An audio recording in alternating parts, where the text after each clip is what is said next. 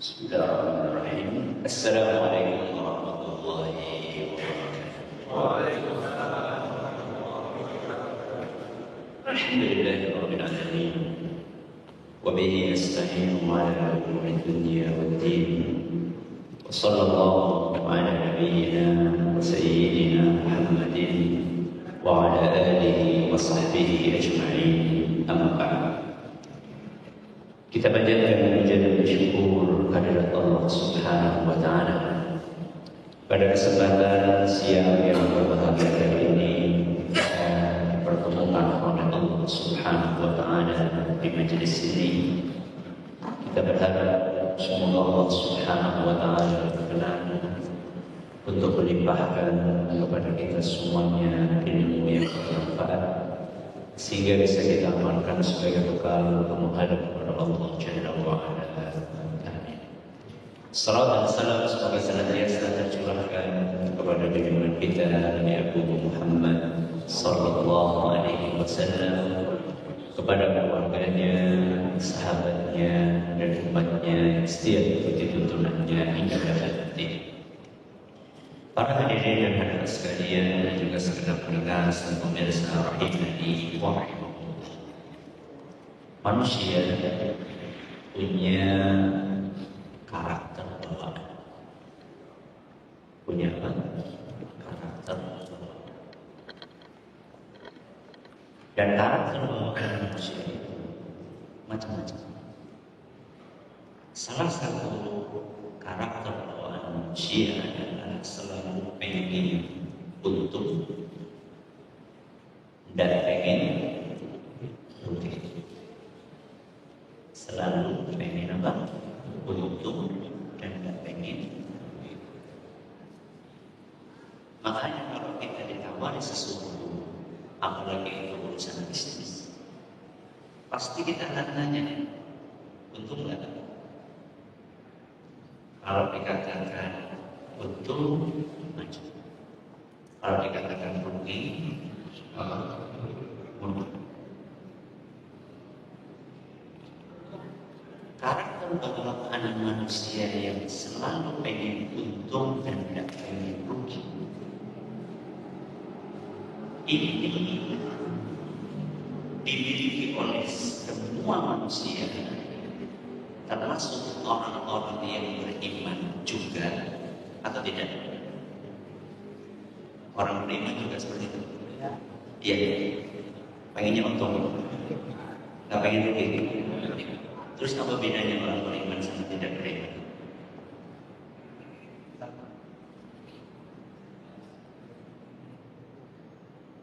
Kalau orang yang beriman, yang dia pikirkan itu keuntungan yang lebih luas,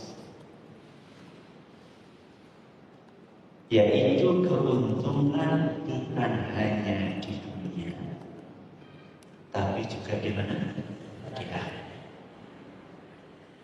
Kalau orang yang tidak beriman, pikiran dia tentang keuntungan itu sempit. Dia hanya memikirkan keuntungan dunia, nggak peduli dengan keuntungan di akhirat. Berarti orang yang beriman juga memikirkan untung rugi. Cuma dia berpikir untung rugi dengan pikiran yang lebih luas dan lebih dalam. Ketika kita berbicara tentang bisnis, adakah bisnis yang untung terus tidak ada ruginya? Ada? Ada? Tidak ada. Sekalipun katanya ini menghasilkan keuntungan yang luar biasa, pasti tetap ada persentase walaupun kecil kemungkinan untuk rugi. Misal, ini bisnisnya Magnus, apanya? Untungnya 99,99%. Pasti akan menyisihkan 0,0 saja. Tetap ada kemungkinan untuk rugi. Tapi adakah bisnis yang 100% untung gak ada rugi? Ada. Kalau ada, mau. Ada. Dan itu Allah sebutkan di dalam Al-Quran. Tepatnya di dalam surat Fatir ayat 29. Surat Fatir ayat 29. Apa kata Allah Subhanahu wa taala? Yarjuna tijaratan lan tabur.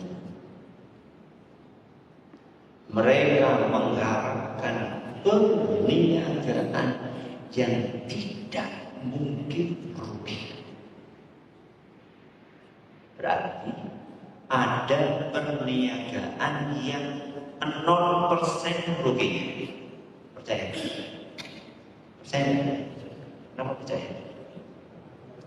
Karena Allah yang masih tahu. Masa Allah bohong? Mungkin ya? Pengen tahu perniagaan tersebut? Pengen. Apa perniagaan yang tidak mungkin rugi? Dijelaskan di dalam ayat lain. Tepatnya di dalam surat As-Saff ayat 10 sampai ayat 11. Surat apa? As-Saff ayat 10 sampai 11. Apa kata Allah Subhanahu wa taala? Ya ayyuhalladzina amanu hal adullukum ala tijaratin tunjikum min adzabin alim. Wahai orang-orang yang beriman, maukah kalian beritahu tentang sebuah perniagaan yang akan menyelamatkan kalian dari siksaan yang sangat pedih? Setelah Allah memberikan penawaran tersebut, Allah memberikan jawabannya. Apa kata Allah Subhanahu wa taala? Tu'minuna billahi wa rasulih. Perniagaan yang tidak mungkin rugi tersebut dan yang akan menyelamatkan kita dari siksaan yang sangat pedih adalah tu'minuna billah. Beriman kepada Allah. Maka seandainya kita berniaga dengan Allah dengan cara mengimaninya, maka kita tidak mungkin rugi dalam kondisi apapun. Saya hanya akan membatasi satu kondisi saja karena waktu yang terbatas. Manusia yang namanya kesehatan itu kan naik dan turun. Kadang dia sehat, kadang dia sakit. Setelah sakit ini kemungkinannya hanya dua. Apa? Sembuh, mati. Iya kan? Berarti siklus kehidupan manusia terkait dengan kondisi tubuhnya ada berapa? Saya nyebutkan 4 seperti korupsi. Ada berapa? Ada 4. 1 sehat, 2 sakit, 3 sembuh, 4 orang yang beriman saat dia menghadapi siklus kehidupan tersebut, di kondisi yang mana dia otonom, saat sehat, atau ketika sakit, atau ketika sembuh, atau ketika mati. Pas sembuh, berarti pas sakit rugi. Semua kata siapa? Kan materinya begitu. Judulnya apa tadi? Mukmin selalu untung. Kalau selalu berarti 4. Tadi datang sini baca pengumuman nggak sih? Berarti dalam 4 kondisi ini selalu kita untung kalau beriman. Ketika kita kondisi sehat, untung. Kondisi pertama. Ketika kondisi sakit, untung. Ketika sembuh, untung. Ketika mati, untung. Mau yang mana? Mau yang keempat? Atau mau semuanya? Mau semuanya. Mari kita bahas satu-satu. Jadi dalam kondisi apapun mukmin selalu untung. Dalam kondisi yang pertama saat sehat untung. Dalam kondisi yang kedua saat sakit untung. Setelah sakit dia sembuh untung. Saat dia tidak sembuh maka mati. Orang Jawa mengatakan nek orang mari ya mati. Kondisi yang keempat saat dia mati akan untung. Mari kita bahas satu-satu. Mudah-mudahan pembahasannya nggak panjang-panjang karena belum ada makan siang. Setuju? Setuju. Apalagi saya yang setuju lagi. Kondisi yang pertama, ketika apa? Ketika sehat. Orang yang beriman ketika sehat pasti itu. Kenapa? Karena dia mengisi kesehatannya itu dengan bersyukur kepada Allah. Sehatnya mana bukan? Sehatnya mana? Dan orang yang beriman ketika mendapatkan nikmat, apa responnya? Syukur. Kalau bersyukur dapat pahala nggak? Dapat. Untuk kalau bersyukur hati tenang atau tidak? Tenang. Untuk kalau bersyukur nikmat ditambah atau tidak? Ditambah. Untuk berarti untungnya itu berapa? Berbeda dengan orang yang tidak beriman. Orang yang tidak beriman ketika dia dikasih sehat sama Allah Subhanahu wa ta'ala, dia lupa daratan. Sehingga dia isi kesehatannya tersebut dengan hal-hal yang tidak bermanfaat, bahkan membahayakan buat dunia dan akhirat. Orang yang beriman dia akan mengisi waktu sehatnya dengan bersyukur kepada Allah Subhanahu wa ta'ala. Itulah yang membuat orang yang beriman sangat menakjubkan kondisi. Sampai Nabi kita Muhammad SAW terkagum. Apa kata beliau sallallahu alaihi wasallam dalam sebuah hadis yang diriwayatkan oleh Imam Muslim, "Ajaban li amril mu'min." Orang yang beriman itu sangat menakjubkan. Siapa yang kagum? Rasul saja sampai terkagum-kagum. Nabi SAW melanjutkan, "Inna amrakum kullahu khair, wa laysa dzalika li ahadin illa lil mu'min." Karena orang yang beriman itu seluruh kehidupannya adalah kebaikan dan itu tidak dialami kecuali hanya oleh orang yang beriman saja. Setelah itu Nabi SAW menjabarkan maksudnya, "In asabathu sarra'u syakar fakana khairan lahu." Orang yang beriman ketika dia mendapatkan nikmat yang salah satunya adalah kesehatan, maka dia akan bersyukur. Dan syukur dia itu adalah baik buat dia. Kebalikannya dapat nikmat dapat musibah. Wa in asabathu dharra'u sabar fakana khairan. Dan apabila dia tidak mendapatkan nikmat alias kebalikannya, mendapatkan musibah, maka dia akan bersabar. Dan sabarnya itu baik buat dia. Oke, selesai pembahasan yang pertama. Kondisi sehat orang yang beriman pasti untung karena dia menghadapi kondisi sehat itu dengan bersyukur. Yang kedua, sebelum kita yang kedua, jadi saya katakan kalau kita syukur nikmatnya akan ditambah. Syukur menghadapi kesehatan adalah dengan mengisinya ibadah kepada Allah SWT. Semakin tubuh ini kita gunakan untuk ibadah, maka akan semakin dijaga oleh Allah. Semakin dijaga oleh Allah, maka umurnya akan semakin diberkahi sama Allah.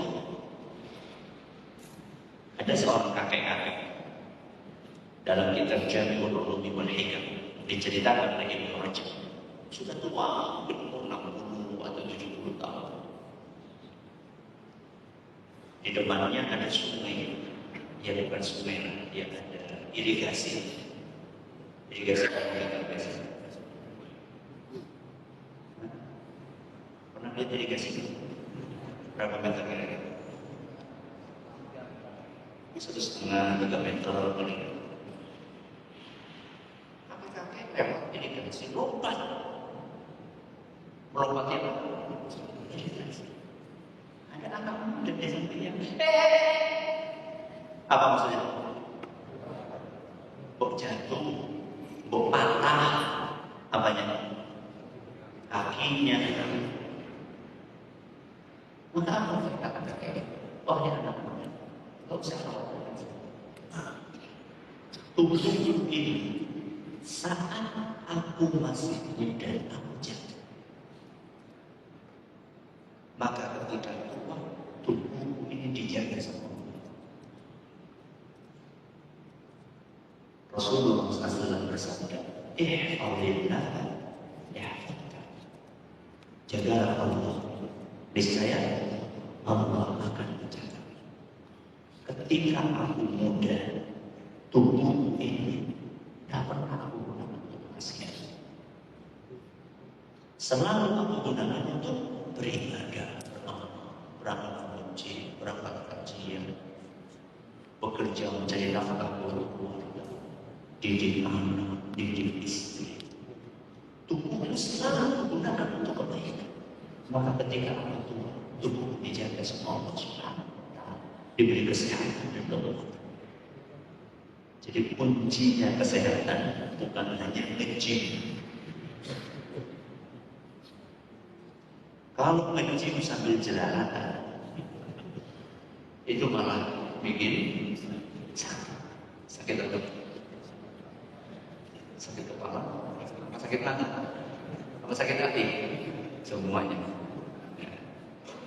Oke, selesai ya pembahasan tentang kondisi yang pertama.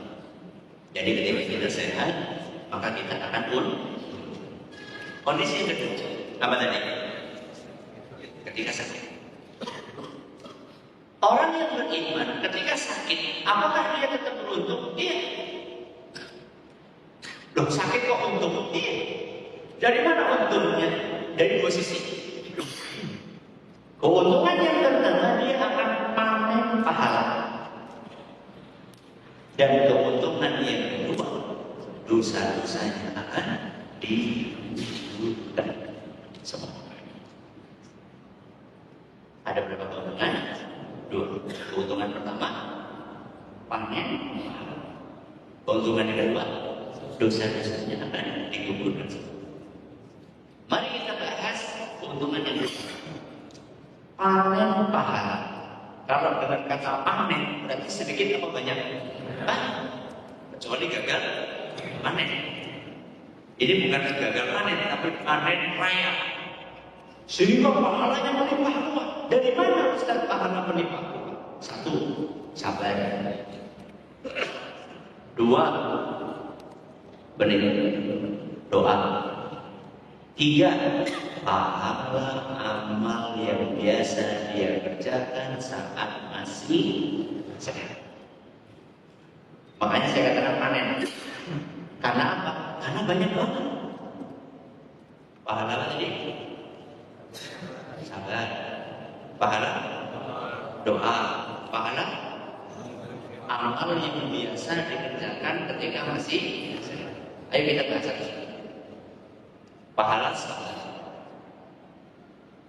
Orang yang beriman ketika sakit, dia akan mendapatkan pahala yang melimpah dari kesabarannya. Dan sabar sendiri adalah salah satu ibadah yang pahalanya sama Allah tidak dikasih batas. Berbeda dengan amal-amal yang lainnya. Berbeda dengan ibadah-ibadah yang lainnya. Yang sama Allah Subhanahu wa ta'ala pahalanya dilipat gandakan, tapi ada batasnya. Contoh baca Quran. Berapa pahalanya? 10 per huruf. Berarti ketika kita membaca Nun, berapa pahalanya? 10. Ketika kita baca Shod, berapa pahalanya? 10. Makanya ada sebagian imam suratannya Nun kata. Rakaat kedua Shod, Allahu Akbar. Ini pelit apa? Dermawan. Jadi amal yang lainnya pahalanya berapa? 10. Ada pahala yang dilipat gandakan lebih dari 10 sampai 700. Contohnya apa? Sedekah. Masalul ladzina yunfiquna amwalahum fi sabilillahi kamathali habbatin ambatat sab'a sanabil fi kulli sunbulatin mi'at habbah. Orang yang berinfak di jalan Allah seperti menanam satu benih. Dari satu benih itu muncul 7 bulir, dan setiap bulir ada 100 benih. Berarti berapa? 700. Kalau sabar dan pakai angka. Apa kata Allah Subhanahu wa ta'ala dalam Al-Quran? Az-Zumar ayat 10. Innama yuwaffas sabiruna ajrahum bighairi hisab. Sesungguhnya orang-orang yang sabar akan dikasih pahala tanpa batas. Berarti bukan 700, bukan 7.000, bukan 7 juta, bukan 7 miliar, tapi tanpa batas. Makanya kalau sabar jangan dibatasi. Ini udah 2 kali. Kesabaran saya habis. Ada orang kayak gitu? Angkat tangan. Pahalanya tanpa batas, sabarnya dibatasi. Gimana sih? Lagi pula sabar ibadah bukan? Ibadah. Kita disuruh sabar, disuruh ibadah sampai kapan? Sampai mati. Wa'budu rabbaka hatta ya'tiyakal yaqin. Beribadahlah kepada Allah sampai datangnya kematian. Berarti kita disuruh sabar sampai mati. Karena sabar adalah ibadah, dan kita disuruh ibadah sampai mati. Berarti nggak ada. Ini sudah 3 kali loh. Enggak. Pahala sabar. Yang kedua pahala doa. Biasanya kita minta kesehatan, minta kesembuhan kapan? Pas lagi sakit. Pas lagi gak sakit? Baca kan? Hah? Enggak? Subhanallah. Setiap pagi sore kita nggak baca. Allahumma hafidhi bi ibadati. Bukan baru ingat kan? Nanti selama ini baca, tahu nggak mana kan? Allahumma inni as'aluka afwa wal afiyata fid dunya. Itu kan minta kesehatan. Cuma kalau lagi sakit biasanya doanya lebih fokus, lebih khusyuk, lebih kencang, lebih banyak. Nah itu pahalanya kan biasa. Doa saja itu ada berpahala, walaupun tidak dikabulkan. Jadi jangan protes banyak keluh ketika doa belum dikabulkan. Karena bisa jadi doa-doa kita itu memang sedang ditabung. Imma an yadakhiraha lahu fil akhirah. Bisa jadi doanya itu memang sedang ditabung buat pahala yang akan dia manfaatkan nanti di akhirat, sebagaimana yang disampaikan oleh Nabi SAW dalam sebuah hadis yang diriwayatkan oleh Imam Ahmad dan dinilai sahih oleh Syekh. Pahala apa? Doa. Pahala sabar, pahala doa.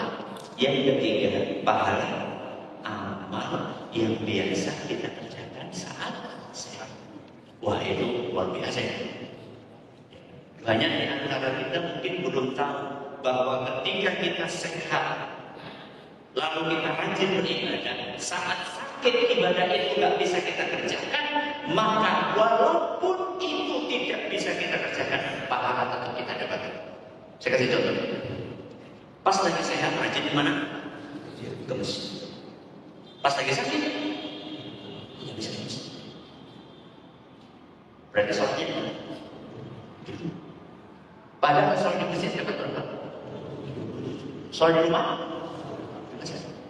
Tapi kalau kita terbiasa berangkat ke masjid saat sehat, walaupun kita sholat di rumah, tetap dapat pahala.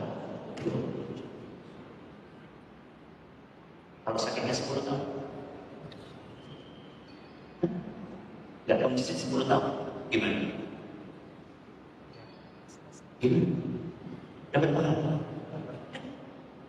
Kita punya kebiasaan sholat berjamaah di masjid 1 tahun. 1. Setelah itu sakit berapa tahun? 10. Kita pernah jamaahnya berapa tahun? 10 tahun. 11 tahun. Mau sakit 10 tahun?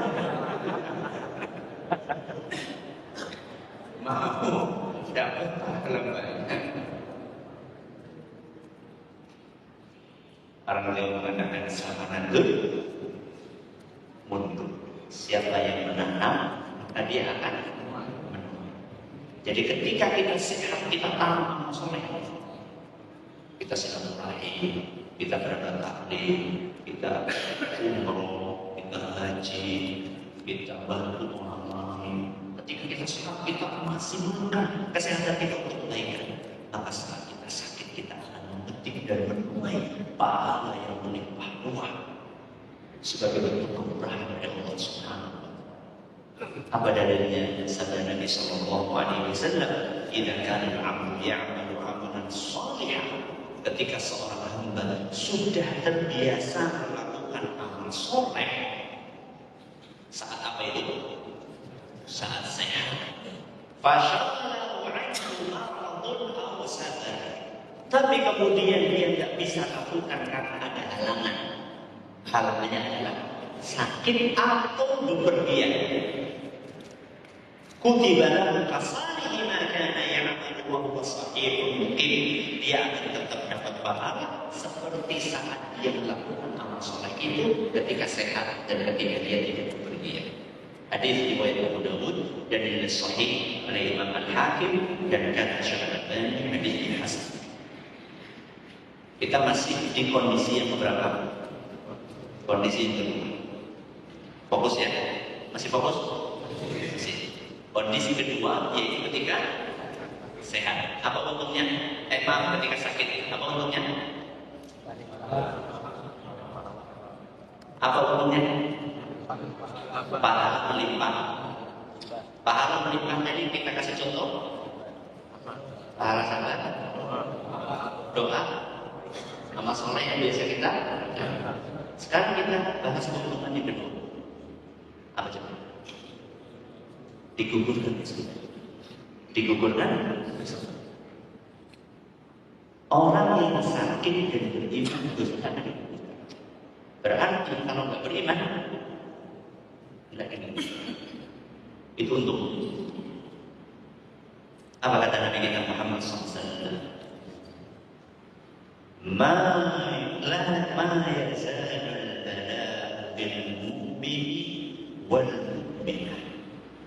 Orang yang beriman laki-laki maupun perempuan akan terus fi nafsihi, tubuhnya, wa waladihi, dan anaknya, wa malihi, dan hartanya. Jadi orang yang beriman itu akan terus diapain? Diuji. Apanya yang diuji? Tubuh, atau anaknya, atau harta. Berarti siap-siap Bapak diuji. Semakin tinggi iman seorang akan semakin kencang. Semakin apa? Tinggi keimanan seorang, ujiannya akan semakin kencang. Berarti kita pengen iman tinggi rendah. Sedang. Surganya pengen yang sedang apa yang tinggi? Gimana sih? Ya kita tetap minta sama Allah afiat. Kita baca setiap hari. Iman kita tingkatkan sekaligus kita afiat. Karena ujian itu kan tidak selalu identik dengan sakit. Sehat ujian bukan? Ujian itu tidak selalu identik dengan kemiskinan. Kekayaan ujian bukan? Oke, kembali kepada hadis. Orang yang beriman laki-laki maupun perempuan akan terus diuji oleh Allah Subhanahu wa Ta'ala. Tubuhnya, anaknya, hartanya, hatta yalqallaha wa ma alaihi khati'ah, sampai akhirnya saat dia menghadap kepada Allah, dosanya sudah bersih. Hadis riwayat Tirmidzi dan kata beliau hadis ini hasan sahih. Berarti saat Allah kasih ujian kepada orang yang beriman, itu tanda Allah sayang apa benci? Sayang atau benci? Sayang.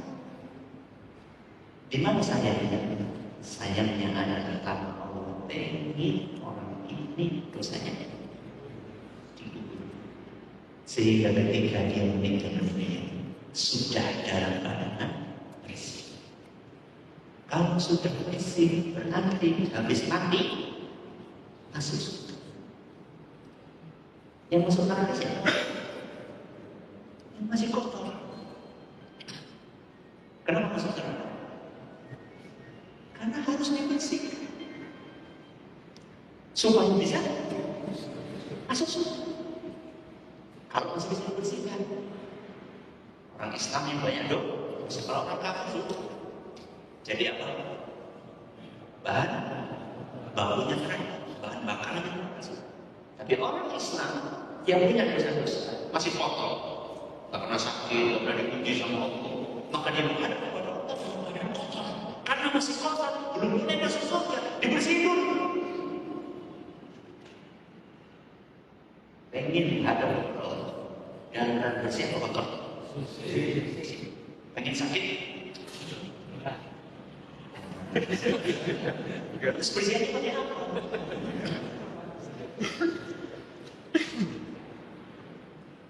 Membersihkan dosa itu gak mesti dengan sakit. Saya punya pengajian ilmunya penggugur dosa atau pelebur dosa. Saya lupa. Pokoknya ada dua. Kalau enggak judulnya pelebur dosa, ya penggugur dosa. Untuk membersihkan dosa itu alternatifnya banyak. Salah satunya tadi kita bahas. Tadi sakit. Alternatif yang lainnya adalah taubat. Alternatif yang ketiga adalah amal soleh. Taubat menghapuskan dosa. At-taibu minadz dzambi kaman lana. Kata Nabi SAW, orang yang taubat itu seakan-akan ada punya dosa. Amal soleh juga mengurangi dosa. Wa atbi'is sayyi'atal hasanata tamhuha. Setelah melakukan maksiat, cepat-cepat lakukan amal soleh supaya amal soleh itu menghapuskan dosa. Jadi alternatifnya Kita mintanya sehat, kalau dikasih sama Allah sakit, sabar supaya dosanya digugurkan. Oke, selesai ya pembahasan tentang kondisi yang kedua. Tinggal kondisi yang ketiga. Apa tadi? Sembuh. Ketika kita sakit, kita doa, minta supaya sembuh. Doa itu ada dua kemungkinan, dikabulkan atau tidak dikabulkan. Kalau dikabulkan maka kita sembuh. Kalau kita berdoa dan dikabulkan sama Allah lalu sembuh, untung atau tidak? Untung. Apa untungnya? Satu, nama kita akan harum. Dua,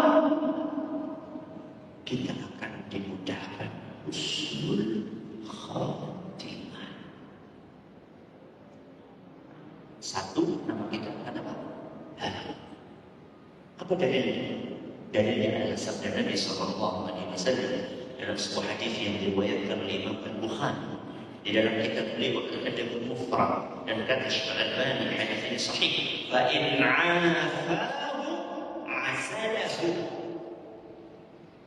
Apabila orang yang beriman sakit kemudian dia sembuh, maka akan diharumkan namanya di dunia atau di akhirat. Di dunia atau di akhirat? Di dunia dan di akhirat. Di dunia namanya akan harum di antara orang-orang. Oh, Masya Allah, Pak Anu itu pas lagi sakit, sabarnya luar biasa. Pokoknya orang itu ngeten. Tahu ngeten? Apa ini? Jempol. Ngeten. Pak Anu itu pas lagi sakit, subhanallah, sabarnya luar biasa. Namanya apa? Coba kembalikannya kalau penuh terus apa gitu. Ngomong. Padahal dia sering nasihatin orang supaya sabar, begitu dia sakit, dia sendiri nggak sabar. Namanya kebalikannya harus. Bau. Namanya terus keuntungan yang kedua akan dimudahkan husnul khatimah. Tadi hadis yang saya bawakan asalah, ada penafsiran yang lain. Disebutkan di dalam hadis riwayat Ahmad dan kata Ibnu Hibban hadis ini sahih. Yaftahu Allah lahu 'amalan salihan qabla mautihi thumma yaqbidu. Asalahu artinya adalah Allah akan mudahkan dia untuk beramal saleh menjelang wafatnya, lalu dia wafat ketika menjalankan amal saleh. Itulah yang saya katakan dimudahkan husnul khatimah. Pengen meninggal dunia pas lagi baca Quran, meninggal dunia pas lagi sujud, meninggal dunia pas lagi zikir, meninggal dunia pas lagi umroh. Indah ya? Caranya gimana Ustaz? Punya kebiasaan yang baik. Imam Al-Ghazali rahimahullah, man 'asha 'ala syai'in mata 'alaihi. Barang siapa punya sebuah kebiasaan semasa hidupnya, maka dia akan mati saat melakukan kebiasaan. Barang siapa punya kebiasaan semasa hidupnya, maka dia akan mati saat melakukan kebiasaan. Pertanyaannya, kebiasaan mereka yang baik dua. Siapa punya kebiasaan baik, maka dia akan mati saat melakukan kebiasaan. Siapa punya kebiasaan buruk, maka dia akan mati saat melakukan kebiasaan. Tadi saya sudah kasih contoh kebiasaan baik.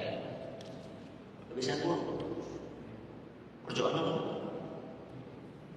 Mau game apa? Nggak tahu. Mau tanya saya. Game bola. Game apa? Gol! Mati. Ngeri nggak? Orang orang iman masuk surga itu yang perkataan terakhirnya apa? La ilaha illallah.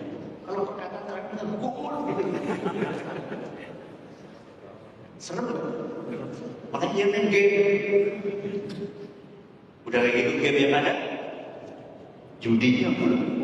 Kamu tuh bisa demi terakhir yang keempat. Kondisi pemandangan ini meninggal. Apakah ketika meninggal dunia orang yang beriman beruntung? Beruntung. Karena sejatinya orang yang beriman ketika dia meninggal dunia, dia akan bertemu dengan sosok yang paling dia cinta. Siapa? Allah Subhanahu. Orang yang beriman itu kangen, karena pengen ketemu sama Allah. Maka ketika orang yang beriman sakit lalu meninggal dunia, selesai capeknya, tinggal memetik buah manis yang dia tanam ketika dia masih hidup. Makanya tadi orang yang sakit itu bukan dosanya supaya ketika mati dalam keadaan apa? Berarti dia itu menderita 60 tahun sakitnya. Setelah itu menikmati kenikmatan berapa tahun? Tanpa batas. Apa kata Nabi kita Muhammad SAW? Wa inna Allahu ghafara lahu wa rahimah. Seandainya dia ditakdirkan oleh Allah setelah sakit meninggal dunia, bukan apa? Sembuh, meninggal dunia, maka Allah akan ampuni dosa-dosanya dan akan rahmati dia. Hadis riwayat Ahmad yang sahih oleh Al-Qur'an. Maka supaya kita untung terus, jadilah orang yang beriman. Mudah-mudahan apa yang kita pelajari bermanfaat bagi kita semuanya. Terima kasih atas perhatiannya. Mohon maaf atas segala kekurangannya. Waktu seperti ini memang bukan waktu yang ideal buat ngaji. Memang saya akui, tapi saya ada waktunya cuma sekarang. Maka saya mohon maaf. Semoga apa yang kita pelajari bermanfaat bagi kita semuanya. Saya pikir tidak ada tanya jawab karena fokusnya bukan tanya jawab. Sekarang fokusnya yang ada di depan tangan. Barakallahu, mudah-mudahan kita akhiri dengan doa kafaratul majlis. Subhanallah wa bihamdika asyhadu an la ilaha illa anta astaghfiruka wa atubu ilaik. Assalamualaikum warahmatullahi wabarakatuh.